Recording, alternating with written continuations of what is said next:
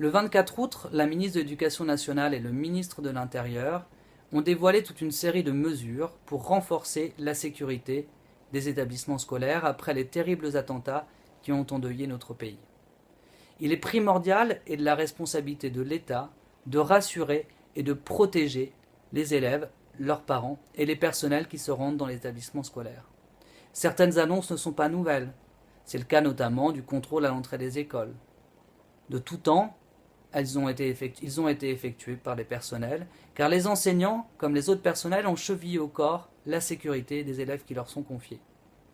D'autres mesures sont nouvelles, comme la réunion d'information à destination des parents sur les mesures spécifiques prises par l'établissement, ou encore la réalisation d'un exercice sécurité spécifique en cas d'attentat, intrusion au sein de l'école.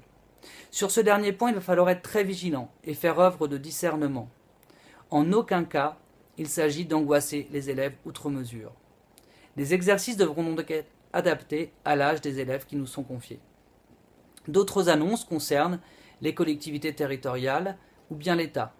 Il s'agit notamment de l'équipement matériel des écoles ou de la sécurisation des abords des établissements scolaires. La sécurité n'est donc pas un débat. Mais s'il ne faut pas nier cette question, il ne faut pas tomber dans la psychose. Pour fonctionner, l'école a besoin de sérénité. Elle ne doit pas se refermer sur elle-même. Les enseignants doivent être à même de réaliser leur mission première, fondamentale, qui est d'assurer les apprentissages des élèves. Pour cela, nous continuons à revendiquer une politique éducative et budgétaire qui permette réellement de lutter contre les inégalités scolaires et permettent la réussite de tous les élèves.